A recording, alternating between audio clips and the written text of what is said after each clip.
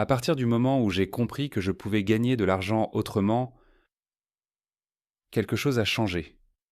Pas seulement dans ma manière de voir le business, mais aussi dans ma manière de voir mon travail.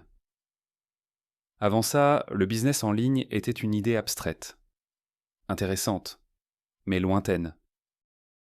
Après mes premières ventes, ce n'était plus une théorie, c'était une preuve. Et une fois que tu as une preuve, tu ne peux plus faire comme si tu ne l'avais jamais vue.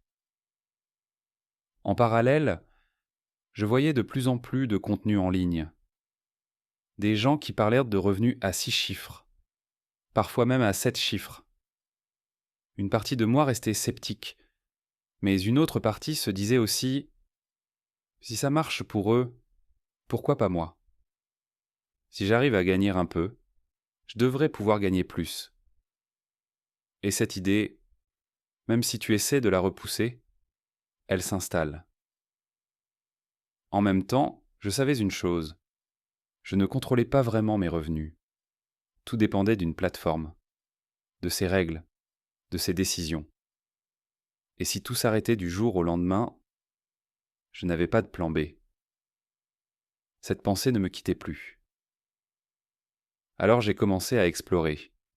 J'ai testé d'autres idées, j'ai suivi des formations, j'ai fait beaucoup de recherches. J'ai appris le marketing, le pricing, la relation client. J'ai même perdu de l'argent. Mais étrangement, je ne me sentais pas frustré, même quand ça ne marchait pas. Parce que je testais, j'apprenais, et je découvrais quelque chose que je pensais avoir perdu. Pendant des années, j'avais perdu l'envie d'apprendre. Je faisais mon travail, correctement, mais sans curiosité. Avec le business en ligne, quelque chose est revenu. L'envie d'essayer, de comprendre, de découvrir ce que j'aimais vraiment faire, et ce que je croyais aimer, mais qui finalement n'était pas pour moi. Mon image de moi-même n'était plus figée. Je me découvrais en avançant. Et en parallèle, mon travail a commencé à me peser autrement. Vu de l'extérieur, tout allait bien. Bon poste, bon environnement, de belles perspectives. Mais à l'intérieur, je jouais un rôle. Avec, en plus, ce sentiment de ne jamais être à ma place.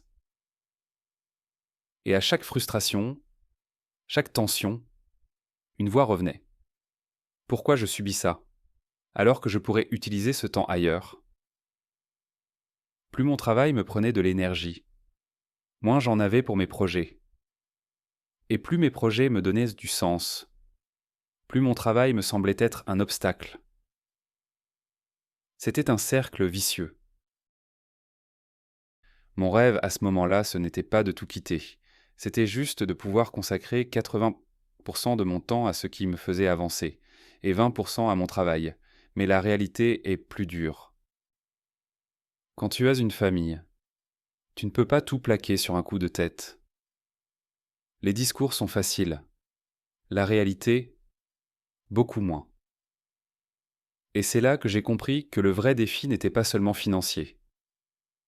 Il était mental. Je t'explique pourquoi dans la prochaine vidéo.